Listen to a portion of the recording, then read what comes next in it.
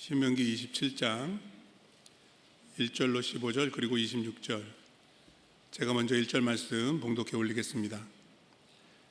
모세와 이스라엘 장로들이 백성에게 명령하여 이르되 내가 오늘 너희에게 명령하는 이 명령을 너희는 다 지킬지니라. 너희가 요단을 건너 내 하나님 여호와께서 내게 주시는 땅에 들어가는 날에 큰 돌들을 세우고 석회를 가르라. 요단을 건넌 후에 이 율법의 모든 말씀을 그 위에 기록하라. 그리하면 내 하나님 여호와께서 내게 주시는 땅, 곧 젖과 꿀이 흐르는 땅에 내가 들어가기를 내 조상들의 하나님 여호와께서 내게 말씀하신 대로 하리라. 너희가 요단을 건너거든 이 돌들을 에발산에 세우고 그 위에 석회를 바를 것이다. 또 거기서 내 하나님 여호와를 위하여 제단 곧 돌단을 쌓되 그것에 쇠 연장을 대지 말지니라. 너는 다듬지 않은 돌로 내 하나님 여호와의 제단을 쌓고 그 위에 내 하나님 여호와께 번제를 드릴 것이며 또 화목제를 드리고 거기에서 먹으며 내 하나님 여호와 앞에서 즐거워하라. 너는 이 율법의 모든 말씀을 그 돌들 위에 분명하고 정확하게 기록할지니라. 모세와 레위 제사장들이 온 이스라엘에게 말하여 이르되 이스라엘아 잠잠하여 들으라. 오늘 내가 내 하나님 여호와의 백성이 되었으니 그런즉 내 하나님 여호와의 말씀을 청종하여 내가 오늘 내게 명령하는 그 명령과 규례를 행할지니라. 11절입니다. 모세가 그날 백성에게 명령하여 이르되 너희가 요단을 건넌 후에 시므온과 레위와 유다와 이사갈과 요셉과 베냐민은 백성을 축복하기 위하여 그리심산에 르우벤과 갓과 아셀과 스불론과 단과 납달리는 저주하기 위하여 에발산에 서고 너희 사람은 큰 소리로 이스라엘 모든 사람에게 말하여 이르기를 장색의 손으로 조각하였거나 부어 만든 우상은 여호와께 가증하니 그것을 만들어 은밀히 세우는 자는 저주를 받을 것이라 할 것이요 모든 백성은 응답하여 말하되 아멘할지니라. 26절 합독하겠습니다. 이 율법의 말씀을 실행하지 아니하는 자는 저주를 받을 것이라 할 것이요 모든 백성은 아멘할지니라. 아멘. 한번 더 기도하겠습니다. 하나님, 거룩한 이 말씀 앞에 겸손히 머리 숙여 다시 기도합니다. 오래전 모세가 선포한 이 말씀이 오늘 지금 이 순간 주의 성령으로 우리에게 다시 한번 이 강단에서 선포되기를 기도합니다. 하나님의 뜻을 깨달아 밝히 알 수 있도록 우리에게 은혜 주시고 지혜 더하여 주시옵소서. 모압 땅에 섰던 이스라엘 백성들이 그랬듯이 우리도 하나님의 언약 백성입니다. 그들은 옛 언약 백성이었지만 우리들은 새 언약 백성이 되었습니다. 언약을 주신 하나님, 하나님을 바라보기 원하고 믿음으로 의지하기 원하오니 우리에게 다시 말씀하여 주옵소서. 이 말씀을 전하는 종과 또 말씀을 경청하며 듣는 우리 모든 성도님들이 이 말씀의 진리와 은혜 가운데 하나 되게 하여 주시고 함께 예배의 자리로 주님의 보좌 앞으로 더 가까이 나가는 귀한 시간 되도록 주님 도와주시옵소서. 예수 그리스도 이름으로 간절히 기도합니다. 아멘. 모세의 고별 설교를 다시 설교하는 신명기 강해 6번째 시간이 되었습니다. 지난 시간에는 저희가 신명기 12장에서 26장까지의 말씀을 살펴보면서 제가 신명기 법전이라고 설명을 드렸죠. 5장에 나오는 10계명을 설명하고 적용해서 이제 약속으로 주신 땅에 들어가서 하나님의 나라를 드러내는 백성들이 되라는 그러한 말씀이었습니다. 다 살펴볼 수 없었기 때문에 22장 말씀의 일부를 샘플링을 해서 우리가 살펴보았습니다. 하나님의 나라를 드러내는 하나님 나라에 속한 백성들 어떻게 살아야 할까요? 세 가지 당부를 나누었는데 첫 번째는 사회적인 도리이고 두 번째는 창조적인 질서, 그리고 세 번째가 언약적인 성결을 지켜야 한다. 잘 기억하시네요. 감사합니다. 사실 모세의 두 번째 설교는 신명기 26장에서 끝납니다. 그리고 세 번째 설교는 우리가 다음 주에 살펴볼 내용이지만 신명기 29장과 30장에 기록되어 있습니다. 오늘 우리가 살펴보는 27장과 그 다음에 나오는 복과 저주의 28장은 모세의 두 번째 설교와 세 번째 설교 사이 그 중간에 나오는 내용입니다. 그 내용은 약속의 땅에 들어간 후에 하나님 앞에서 언약 백성된 모습을 다시 한번 재확인하기 위해 커버넌트 리뉴얼, 언약 갱신 예식을 행할 것을 모세가 설명을 해주는 내용입니다. 그게 27장이고요. 그 언약 예식을 거행할 때 가장 중요한 내용이 축복과 약속 조항, 축복과 저주에 대한 그런 조항이거든요. 이것은 고대 근동지방의 풍습과 문화를 따라서 조약을 체결할 때 항상 들어가는 내용인데, 여러분들 28장 말씀을 살짝 보세요. 축복이 많은가요? 저주가 더 많이 나오나요? 총 68절로 되어 있는데 축복은 약 3분의 1, 그리고 3분의 2 이상이 저주가 나오는데, 그 이유는 그 당시의 문화적인 배경이 그렇기 때문입니다. 조약을 체결할 때 축복보다도 저주에 대한 경고가 훨씬 더 많이 나온다는 것입니다. 하지만 언약 백성된 이스라엘 백성들에게 있어서 좀 다른 면이 있습니다. 그것은 뭐냐면 이 축복이 조건부가 아니라는 것입니다. 사실 하나님께서 그들을 택하시고 하나님의 백성 삼아 주신 건 전적인 하나님의 은혜였습니다. 사실 애굽에서 홍해를 건너 광야를 지나 지금 요단강 앞에 오기까지도 하나님의 은혜가 아니었으면 절대로 그 여정을 마칠 수 없었을 것입니다. 그렇지 않습니까? 그래서 축복이라는 것은 언약 백성들에게 있어서는 디폴트 세팅, 기본 설정이라는 거예요. 그래서 계속해서 순종의 발걸음으로 나아간다면 그 복 안에 머물면서 하나님의 통치 아래서 축복을 누릴 수 있지만, 순종하지 않으면 스스로 축복을 포기하고 저주 아래 들어가는 결과를 낳는다라는 그런 경고로 여러분들이 이해하시면 되겠습니다. 다시 오늘 본문인 27장으로 돌아와서, 그렇다면 요단을 건너가서 약속의 땅에 도착했을 때 어떤 방식으로 언약 갱신, 커버넌트 리뉴얼 세러모니를 해야 되는가? 세 가지 순서가 있습니다. 첫 번째는 큰 돌을 취하여 석회를 바르고 율법을 기록하는 것입니다. 두 번째는요, 제가 27장 같이 읽었는데요, 율법을 기록해라, 그게 첫 번째고요. 두 번째는 제단을 쌓고 제사를 드리라라는 게 두 번째고, 세 번째는 그리심산과 에발산에 올라가서 12지파를 둘로 나누어 축복과 저주를 선포하라, 이런 순서입니다. 그들은 이미 하나님의 언약 백성이 되었고 약속의 땅에 들어가서도 언약 백성답게 살아가기 위하여서 세러모니를 행하는데 이런 순서들이 있었다라는 것입니다. 그래서 설교 제목에 다시 언약 안에라는 내용이 포함되어 있는데, 여러분, 저와 여러분들은 제가 기도에서도 언급을 했지만 이 옛 언약에 속한 올드 커버넌트 피플이 아닙니다. 우리는 누구인가요? 새 언약에 속한 하나님의 백성이 되었습니다. 어떻게 해요? 복음으로. 그래서 신명기에 이 모세의 설교를 들었던 사람들은 옛 언약에 속한 그 언약 안으로 다시 한번 들어가는 믿음의 결단과 선택을 했었어야 한다면, 우리는 이 언약을 통해서 뭘 봐야 할까요? 신명기 27장에 감추어진 복음의 비밀을 발견해야 하는 것입니다.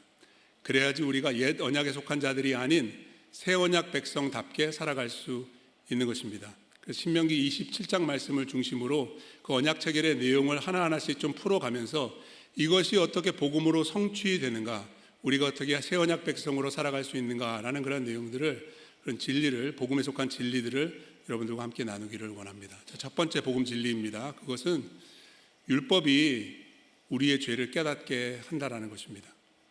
이게 본문에 나옵니다. 2절 말씀부터 다시 한번 보겠습니다. 너희가 요단을 건너 내 하나님 여호와께서 내게 주시는 땅에 들어가는 날에 뭘 해야 될까요?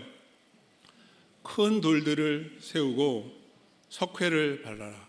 왜 석회를 발라야 할까요? 3절 말씀 보세요. 요단을 건넌 후에 이 율법의 모든 말씀을 그 위에 기록하라. 이 율법의 모든 말씀은 신명기 법전을 가리킬 수 있고요, 모세가 선포한 하나님의 모든 율법, 십계명을 포함한 하나님의 계시의 말씀들을 포함할 것입니다. 그래서 큰 돌을 취해야 하는 것입니다. 쓸 율법의 내용이 많다는 거예요. 근데 여러분, 돌에다가 그 율법을 직접 새기면 어떻게 됐을까요?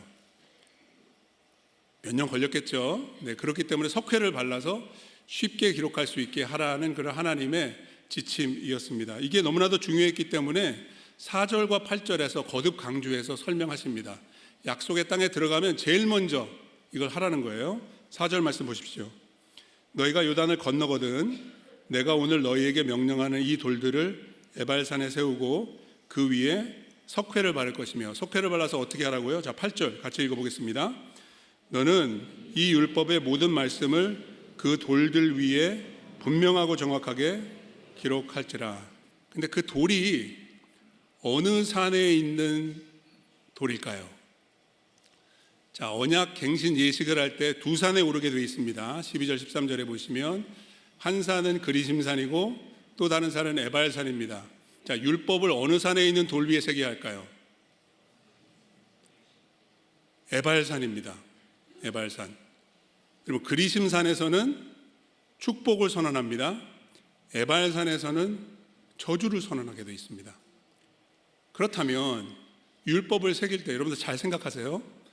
두 산에 다 새기든지 기왕이면 축복이 선포되는 그리심산에 세우라고 하실 것이지 왜 굳이 그리심산에 세우는 것이 아니라 저주가 선포되는 에발산에 세우라고 하셨을까요?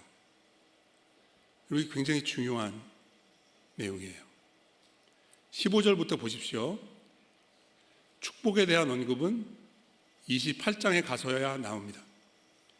언약 갱신 예식에 있어서 축복을 선언하라고 하셨는데 축복에 대한 언급이 그 위에는 나오지 않고, 자, 15절부터 여러분 성경에 보셔야 돼요. 스크린에 안 떠요. 15절, 그래서 제가 여러분 성경 가지고 오시라고 자꾸 부탁을 드리는 거예요. 27장 15절부터 26절까지의 말씀을 잘 보십시오. 무슨 말씀이 나옵니까? 저주를 받을 것이라 아멘할지니라. 여러분 이게 몇 번 나오는지 한번 카운팅을 해보세요. 15절부터 26절까지 몇 번 나오나요? 12번 나옵니다. 이게 우연이라고 생각하시나요? 왜 12번일까요? 12지파가 다 저주받는다는 겁니다.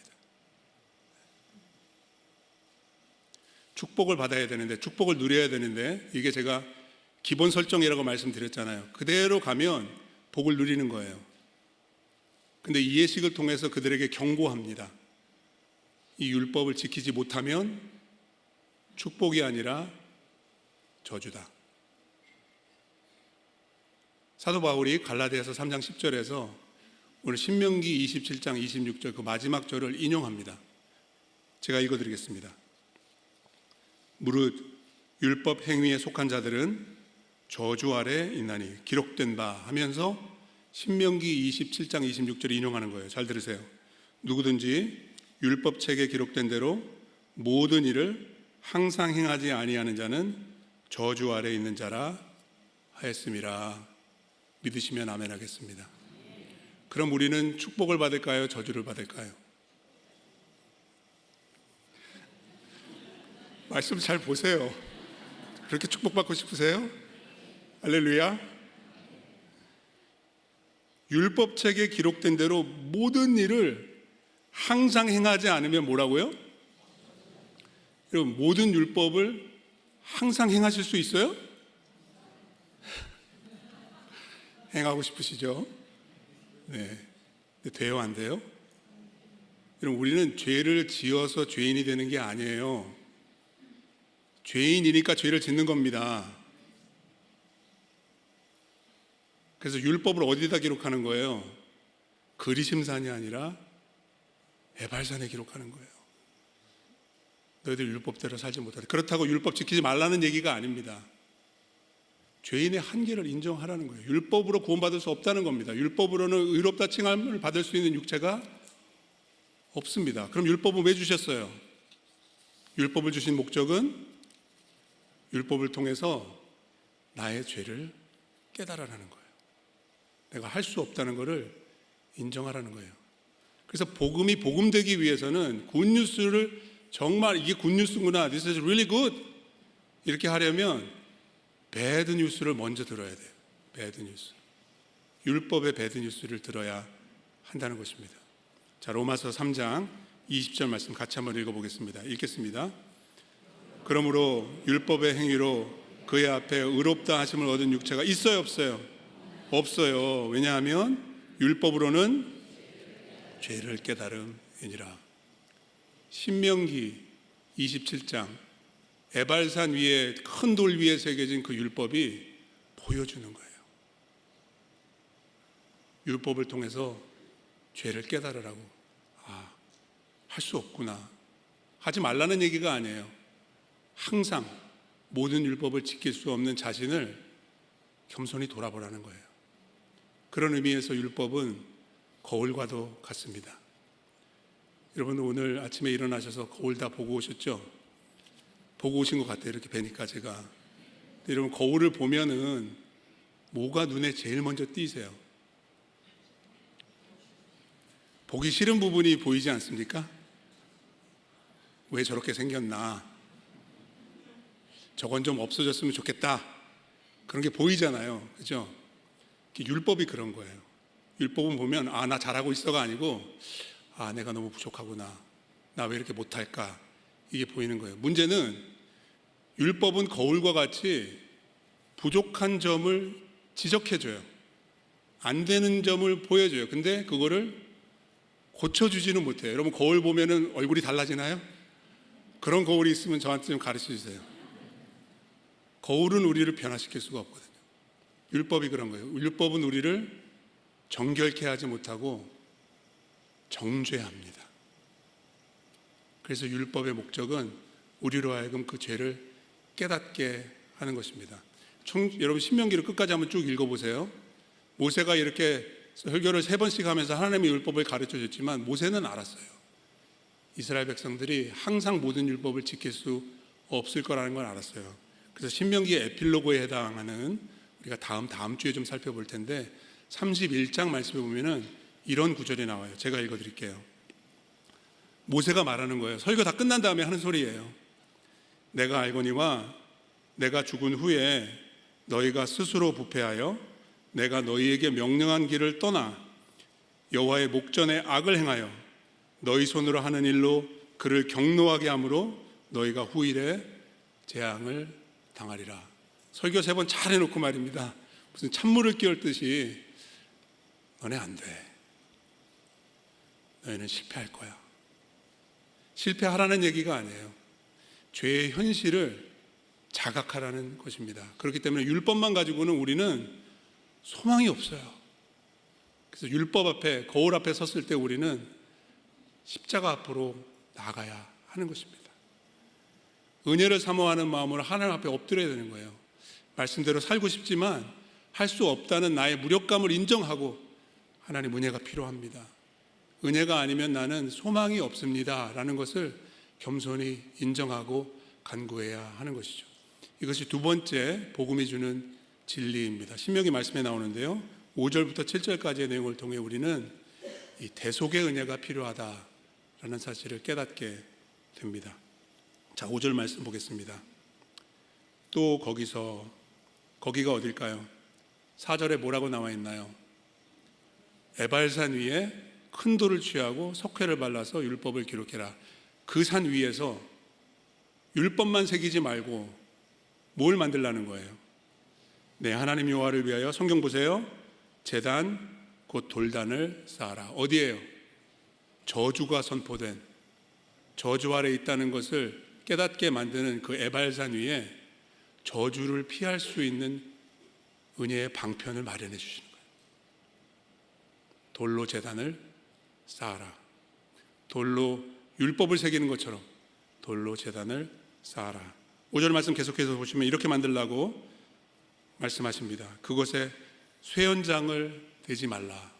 왜 연장을 대지 말라고 하셨을까요? 6절에도 보시면 너는 다듬지 않은 돌로 내 하나님 여호와의 제단을 쌓아라.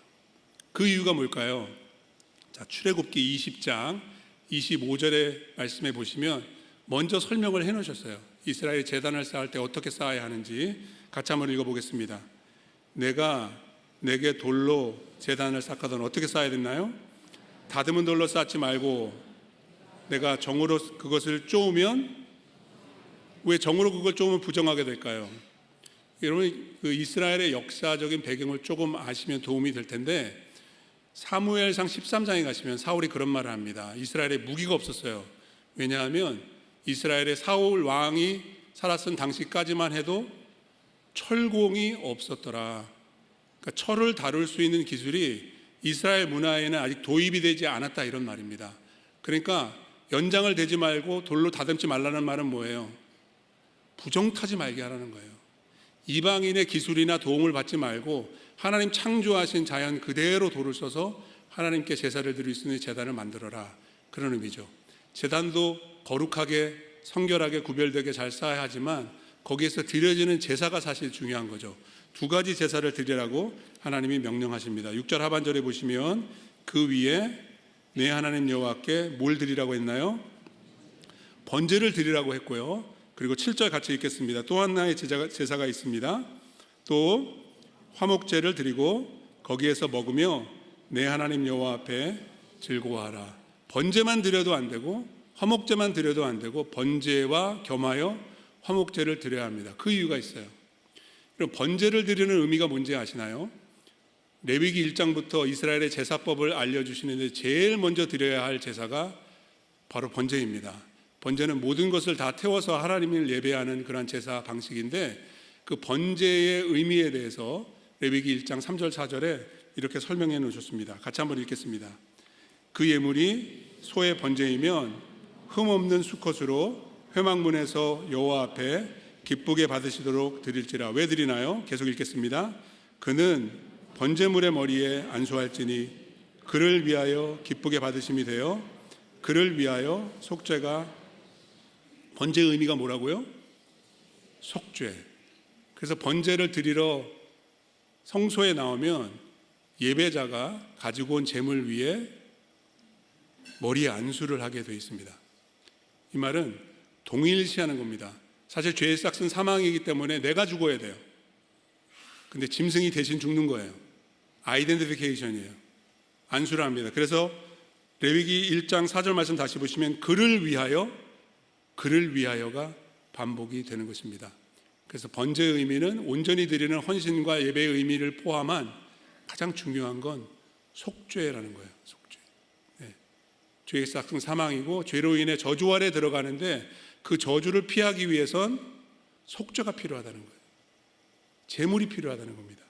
근데 하나님은 모세를 통해서 번제만 드리지 말고 화목제도 드려라 라고 명령하십니다. 실제로 나누는 화목제. 그럼 번제하고 화목제는 어떻게 달라요? 번제는 다 태우는 것입니다. 화목제는요, 기름진 부분은 하나님께 제사로 태워서 올려드리고 고기는 제사장, 레위인들과 예배자가 함께 나누어서 먹으면서 거기에서 교제를 나눕니다. 그래서 영어 성경에 보시면 peace offering이라고도 하고 fellowship offering이라고도 명칭하는 이유가 있습니다. 그래서 화목제는 속죄를 통해서 하나님과의 관계가 화목해졌다, 관계가 회복되었다는 것을 예식적으로 표현하는 것입니다.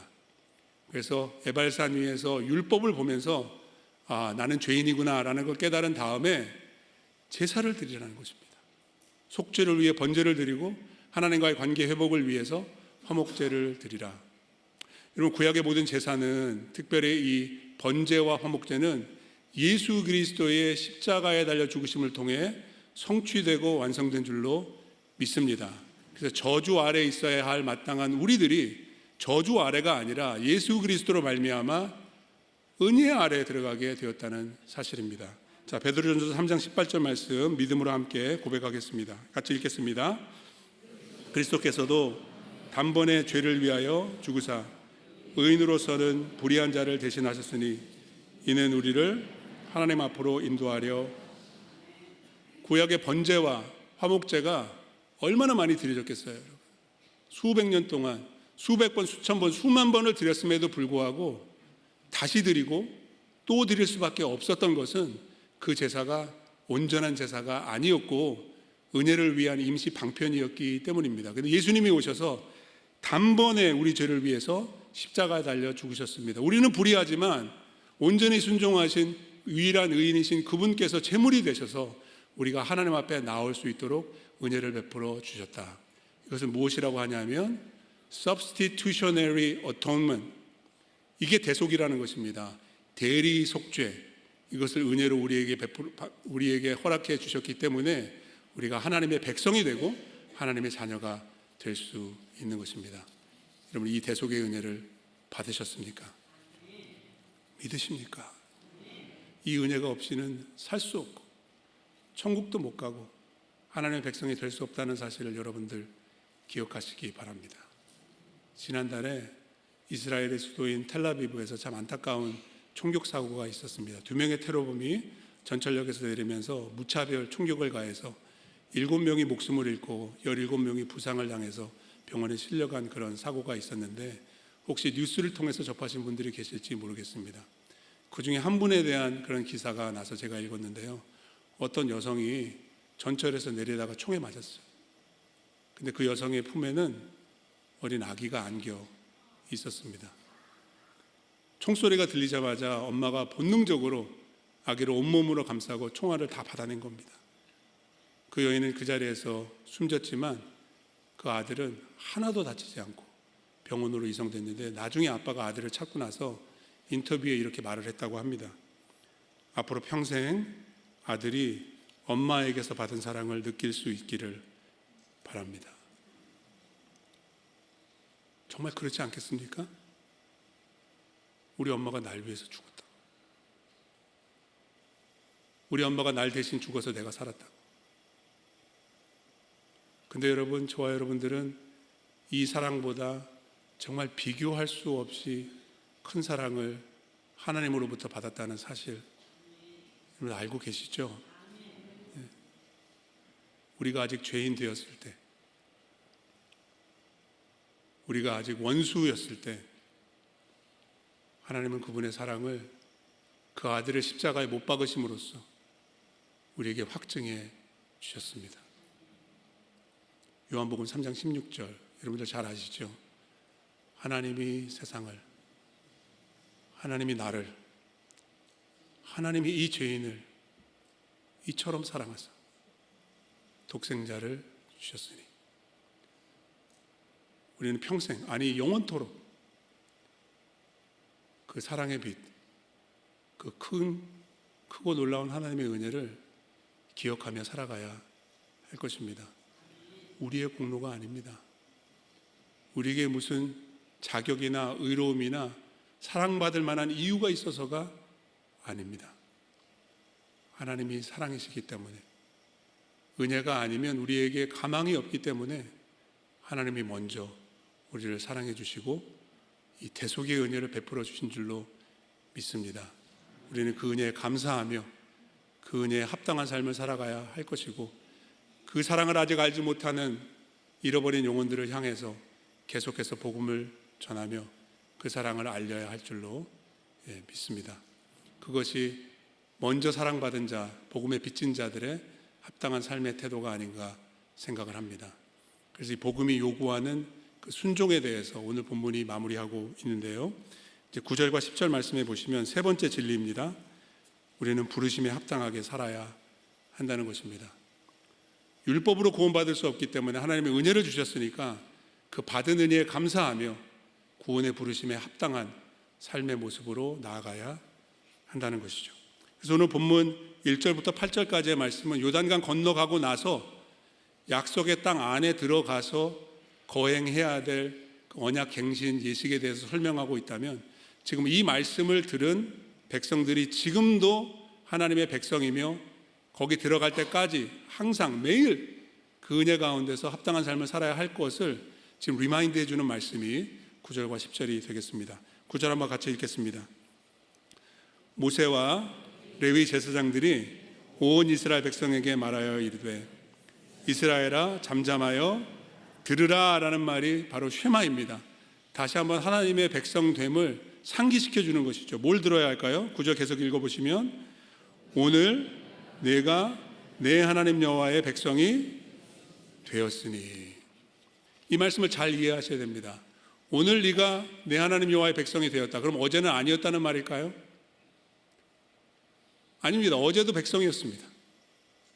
근데 우리는 어제 사는 사람들이 아닙니다. 우리는 어제로 돌아갈 수가 없습니다. 내일도 기약할 수가 없죠. 내일은 내일인 것입니다. 우리에게 주어진 순간은 항상 오늘이고 지금인 것입니다. 그러니까 약속의 땅에 들어가서 언약 갱신 서약을 할 때만 하나님의 백성이 되는 것이 아니라 지금부터 그렇게 살라는 것입니다. 오늘 하나님의 백성이 된 사실을 인정하라는 것입니다. 근데 이제 10절에도 오늘이라는 표현이 다시 한번 나오는데, 자 10절 읽어보겠습니다.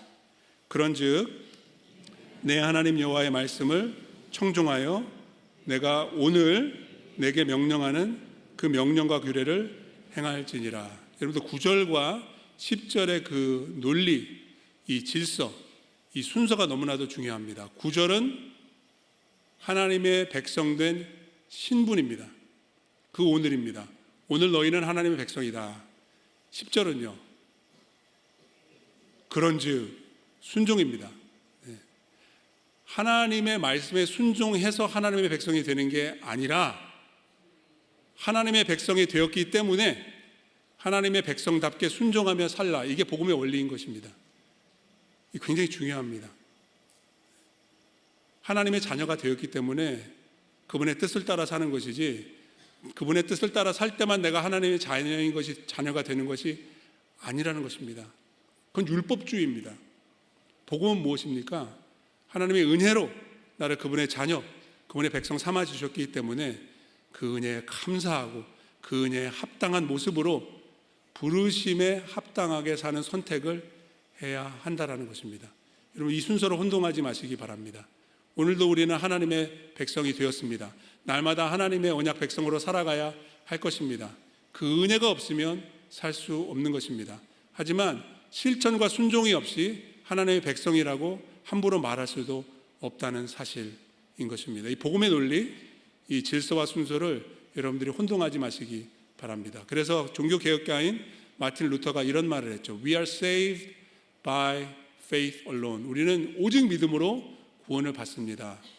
But the faith that saves, 우리를 구원에 이르게 하는 믿음은 is never alone. 무슨 말이에요?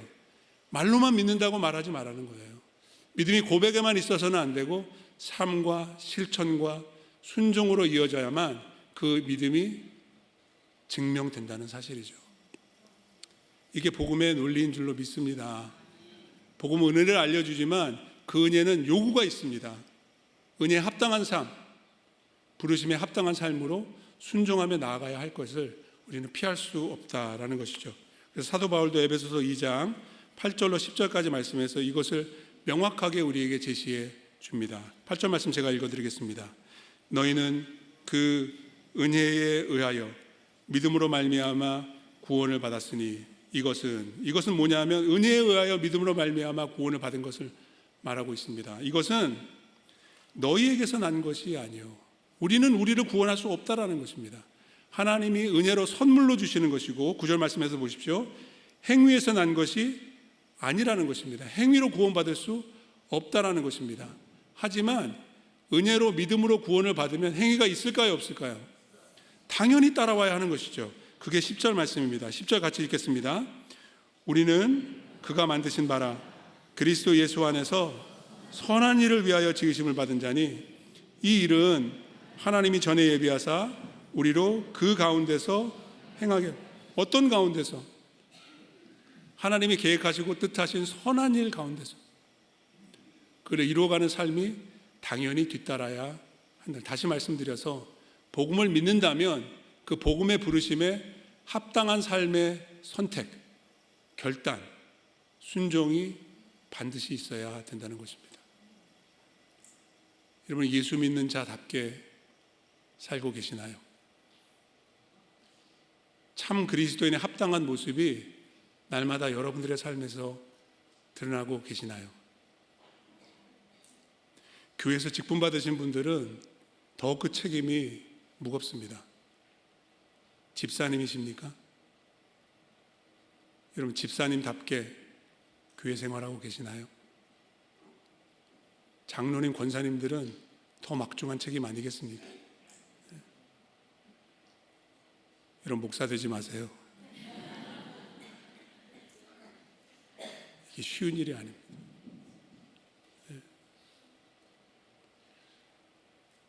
저는 목사다운 목사로 목회하고자 하는 마음은 누구에 못지 않다고 생각합니다. 잘 될 때도 있지만 잘 안 될 때가 많아요. 나를 목사로 부르셨는데 말입니다. 저는 부족한 게 참 많은 사람이거든요. 마음은 그렇지 않은데 목회가 그렇게 잘 안 될 때가 많아요. 여러분들도 하나님께서 부르신 그 직분과 그 삶의 자리가 있으실 텐데 다들 그런 고민이 있으시라고 생각이 듭니다. 우리가 어떻게 우리를 성도로, 신자로, 일꾼으로, 집사, 권사, 장로, 목사로 부르신 그 부르심에 합당하게 살아갈 수 있을까요? 무엇보다도 기도해야 합니다. 은혜가 필요한 거예요. 은혜로 구원받은 우리가 그 은혜를 사모하고 의지하지 않으면 결코 그 부르심에 합당한 모습으로 살아갈 수 없다는 것입니다. 그래서 신약 성경에 나오는 바울의 기도를 보시면 그런 기도가 참 많이 나와요. 그 중에 한 부분이 지난주에 리딩 주셔서 하시면서 읽으신 데살로니가 후서에 나오는 기도인데요. 데살로니가 후서 1장 11절과 12절에 나오는 기도를 여러분들과 잠깐 나누기를 원합니다. 우리말 성경으로 한번 같이 보시겠습니다. 11절 같이 한번 기도하는 마음으로 읽겠습니다. 그러므로 우리는 항상 여러분을 위해 우리 하나님께서 여러분을 부르심에 합당한 사람이 되게 하시고 또한 모든 선한 뜻과 믿음으로 하는 일을 그분의 능력으로 이루어 주시기를 말씀을 좀 띄워주시고요. 여러분들 이 기도로 설교 후에 기도하시기를 부탁드립니다. 바울은 이렇게 기도했습니다. 항상 기도했다고 말합니다. 우리 하나님께서 여러분을 부르심에 합당한 사람이 되게 하시기를 기도합니다. 여러분 자신을 위해서 기도하세요. 교회를 위해서, 성도들을 위해서 기도하세요. 하나님 우리가 하나님의 부르심에 합당한 사람이 되기를 기도합니다. 어떻게 하면 그렇게 될 수 있을까요? 바울이 여기서 이렇게 말합니다. 그러기 위해서는 모든 선한 뜻과 믿음으로 하는 일이 필요하다는 거예요. 선한 뜻이라는 것은 우리 안에 있는 마음을 말합니다. 우리의 의지입니다. 하나님의 합당한 사람이 되고자 원하는 소원입니다. 먼저 이 소원을 나에게 새롭게 하여 주시옵소서라고 기도해야 하고요. 그 마음, 그 의지만 있는다고 이게 삶이 이루어질까요? 아니죠. 그것을 믿음으로 실천하고 순종해야 되는데 믿음으로 하는 일을 이루어 갈 수 있도록 기도하되 가장 중요한 게 뭐예요? 마음도 뜻도 일도 순종도 내 힘으로 안 된다는 거예요. 여러분 다 해보셨잖아요. 내가 하면 안 되는 거예요. 그래서 바울이 어떻게 기도해요? 그분의 능력으로 이루어 주시기를 기도한다고 말하는 것이죠. 그래서 제가 여러분들에게 종종 지난주에도 그렇고 오늘도 설교를 통해서 부탁드렸는데 좀 기도하셔야 돼요. 예수 믿는 믿음으로 살고 싶어진 그런 마음은 우리 모두에게 있지 않습니까? 근데 잘 안 되잖아요. 은혜를 구하지 않아서. 내 능력으로 하려고 그러니까 안 되는 거예요. 하나님의 능력으로 해야죠. 그래서 모든 선한 뜻을 품을 수 있는 거고 믿음으로 하는 모든 일들을 이루어갈 수 있는 것입니다. 오늘부터 다시 한번 시작하십시다. 이 한 주간에 기도의 자리를 사수하고 처소에서 기도하든지 교회에서 모여서 기도하든지 하나님의 부르심에 합당한 삶이 될 수 있도록 기도에 힘쓰는 저와 여러분들 다 되시기를 주의 이름으로 부탁드립니다. 그렇게 하면 어떻게 되느냐? 12절도 같이 읽겠습니다. 이렇게 함으로 우리 하나님과 주 예수 그리스도의 은혜에 따라 우리 주 예수의 이름이 여러분 가운데서 영광을 받으시고 여러분도 그리스도 안에서 영광을 얻게 되기를 원합니다. 아멘. 은혜에서 영광으로 궁극적으로는 우리의 삶을 통해 부르심에 합당한 그 삶의 모습을 통해서 우리가 영광을 누리는 것이 아니라 먼저 하나님께 영광 돌릴 수 있는 우리 모두가 되기를 간절히 바랍니다. 같이 한번 기도하겠습니다.